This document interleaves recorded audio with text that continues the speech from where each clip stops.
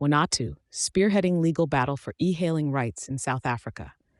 In a landmark move that could reshape regulatory frameworks for e-hailing services in South Africa, Wanatu, a unique Afrikaans-speaking e-hailing platform, has ignited a major legal battle against the Tshwane Metro Police Department, TMPD.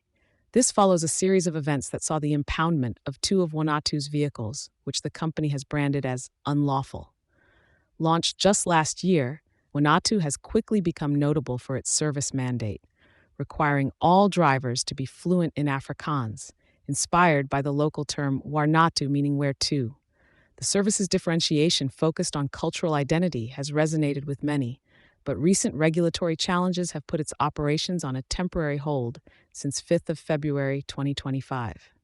The roots of this conflict stretch back to changes in South Africa's National Roads Traffic Act in June 2024, which aimed to clear the legal ambiguity surrounding e-hailing services by introducing specific road carrier permits.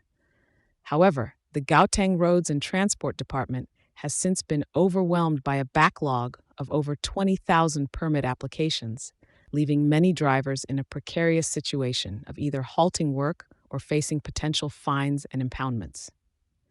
In response to these continuous operational challenges faced by drivers across platforms like Bolt, InDrive, and Uber, many of whom began to feel unfairly targeted by TMPD's stringent measures, Wanatu has taken a definitive stand. On the 6th of February, the platform reached out to fellow e-hailing drivers, uniting a front to challenge what they considered disproportionate enforcement practices by the authorities.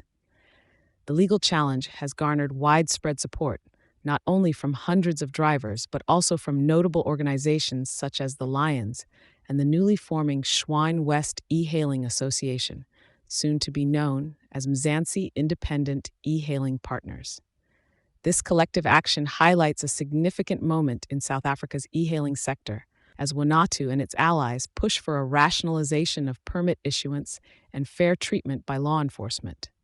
Despite facing specific risks of identification and targeting by TMPD due to their distinct branding and vehicle uniformity, Wanatu remains committed to advocating for the rights of all e-hailing drivers. Their court action, supported by a growing community of frustrated e-hailing professionals, underscores a critical dialogue about equitable regulations and enforcement necessary to support the burgeoning e-hailing industry in the region. As this legal battle unfolds, the outcome could have profound implications not just for Wanatu and its community of Afrikaans-speaking drivers, but for the entire e-hailing landscape in South Africa, potentially setting precedents for how technology-driven services operate under local laws. Thank you for choosing Satori News.